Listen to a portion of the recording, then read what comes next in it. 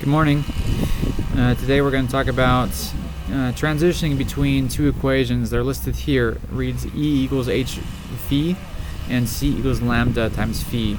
So these two equations, one is talking about energy of a photon, the other is relating speed of light.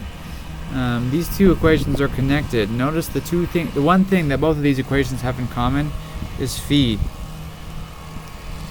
So because they have something in common, we can convert between the two of those equations to find different variables. So in this problem that I've written up here, it reads, when sodium is heated, a yellow spectral line, whose energy is 3.37 times 10 to the negative 19th joules per photon, is produced. Part A asks what is the frequency of this light, and Part B asks what is the wavelength of this light.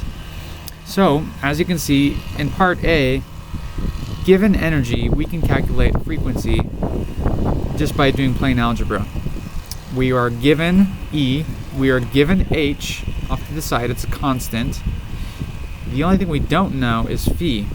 So using algebra, we can solve for phi. Let's go ahead and do that right now. So I'm going to plug in what they gave me for energy, which was 3.37 times 10 to the minus 19th joules. Okay, that should be equal to Planck's constant, which is 6.626 times 10 to the minus 34 joule seconds, times by phi, which I don't know yet. So I'm going to pull up my calculator, because the first thing we need to do to isolate phi is divide over Planck's constant on both sides of this equation to get phi by itself. So I'm going to pull up my calculator. We'll see what we get when we do that. So I'm going to clear it and type in 3.37 times 10 to the negative 19th. And I'm going to divide that by 6.626 times 10 to the minus 34th. And that equals that number right there, 5.086 times 10 to the 14th. So let's go ahead and figure out how many significant figures my answer should have. Now from the operation I wrote down, 3.37 times 10 to the minus 19th divided by 6.626 times 10 to the minus 34th, the numerator in that problem has the lower amount of significant figures.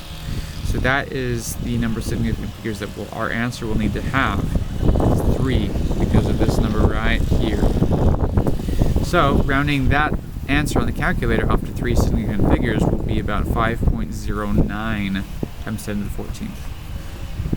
So phi is equal to 5.09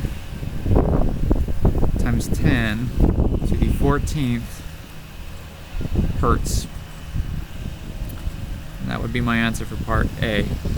Part B is asking me what the wavelength of this light is. So I'm going to need to use my other equation up here. C is equal to lambda times phi. So I know that C is a constant. So this is part B, by the way. So C is a constant, which is 3.00 times 10 to the 8th meters per second. That is equal to lambda, which we don't know yet, times phi, which we just calculated. That's 5.09 times 10 to the 14th hertz. So once again, to isolate lambda, we simply need to divide the frequency over on both sides. So that'll cancel there.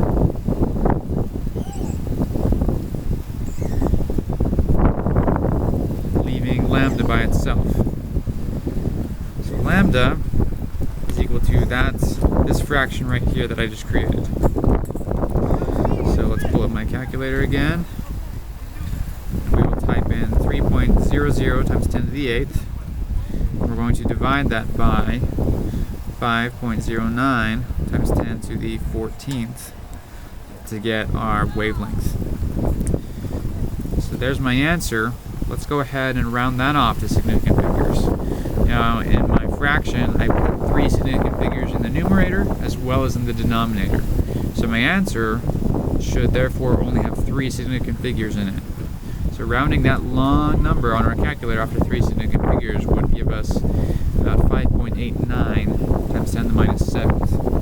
So therefore lambda is equal to 5.89 times 10 to the minus 7th meters, since that's what wavelength is measured in.